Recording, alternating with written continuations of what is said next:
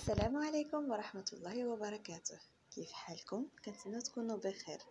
كنعتذر منكم بشدة متابعينا حيت طولنا عليكم الغيبة، وهادشي لظروف قاهرة منعتنا أن ننزلوا فيديوهاتنا جداد. وبالنسبة للمتابعين الجدد فاحنا في قناة هداية وفداء كنقوم بنشر فيديوهات تعليمية وكل ما هو مفيد. آخر فيديو من فيديوهاتنا التعليمية كنا وقفنا في المسرحية وقمنا بتأطير مبسط وشامل لهذا الفن، كيفاش ظهر والعوامل اللي ساهمت في ظهوره. وكما كتعرفوا على تسلسل فيديوهاتنا في هذه المادة أننا من بعد التأطير كنقوم بتقديم المنهجية المقترحة.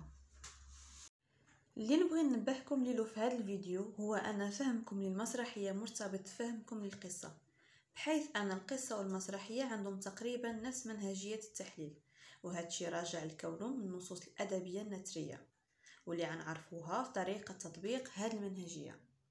من بعد ما كنقوموا بقراءة النص قراءة متأنية لمرات متكررة، غنحاولوا نبداو بكتابة أول خطوة واللي هي المقدمة. وكما تعرفنا في الفيديوهات السابقة أنها مقسمة لتأطير عام وتأطير خاص. كيشمل الأول المسرح كفن وعوامل ظهوره، والثاني كيتضمن الرواد وصاحب النص، ومن ثم غندوزو للإشكاليات اللي غيفتحوا لنا البوابة باش نطرحوا الفرضيات، واللي كنفترضوها من خلال تحليل العنوان تركيبيا ودلاليا كما كنعملوا في النصوص الشعريه. يعني كنشوفوا جمله فعليه كتدل على الحركه والانتقال او جمله اسميه كتدل على الثبات. كما كنحاولوا نقراو بعض السطور، مثلا السطور الاولى والاخيره، باش نفترضوا موضوع النص او هذه المسرحيه علاش كدور.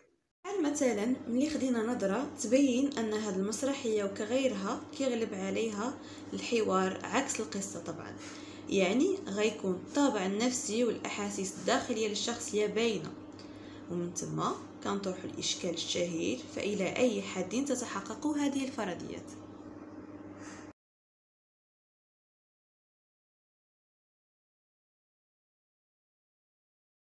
من بعد الفرضيات غندوزو لدراسة مضمون أو مشاهد المسرحية.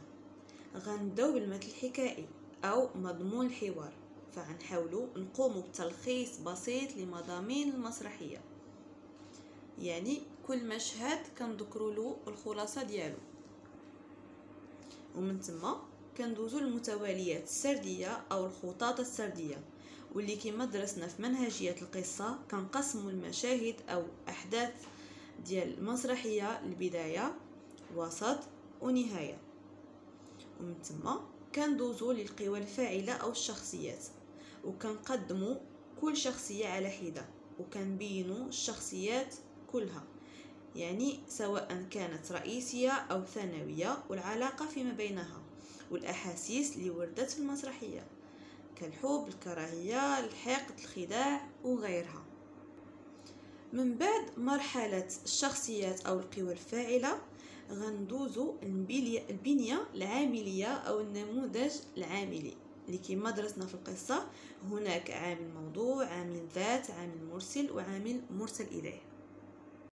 ما ترددوش ودخلوا شوفوا الفيديو اللي كنشرحوا فيه النموذج العاملي مع ذكر العلاقة بين هاد العوامل. ثم غندوزو للصراع الدرامي واللي كيتمظهر في 3 ديال المستويات. كاين صراع اجتماعي، مثلا الصراع اللي كيكون بين الطبقات الاجتماعيه، طبقه بورجوازيه، طبقه فقيره، غني، فقير. صراع نفسي بين شخصيه واخرى، مثلا الكره، الحقد، الخداع. ثم صراع نفسي كالحيره وتأنيب الضمير. ومن ثم كندرسوا الزمان والمكان. زمان من خلال تقسيم الزمن إلى زمن واقعي، أي زمن اللي كيوقع فيه ديك الحوار، مثلا صباحا، مساء. وأيضا الزمان نفسي، مثلا ديك الزمن اللي كيرجع فيه البطل أو أحد الشخصيات في التفكير، اللي كيتسمى بالفلاش باك. ونفس الشيء كنقوموا فيه بالنسبة للمكان، فكنقسموه لمكان ملموس ومكان رمزي. ثم كنذكروا أهمية الإرشادات المسرحية من بعد ما كنكونوا ذكرنا اللغة المستخدمة في المسرحية ونوعية الحوار، واش كيطغى على الحوار الخارجي، يعني ما بين شخصيات المسرحية أو الحوار الداخلي. وفي الخاتمة أو التركيب كنقوم بتلخيص نتائج التحليل اللي عملنا، وأيضا إبداء الرأي الشخصي. شكرا على المتابعة، ما تنسوش تدعمونا في صفحتنا الرسمية على الفيسبوك.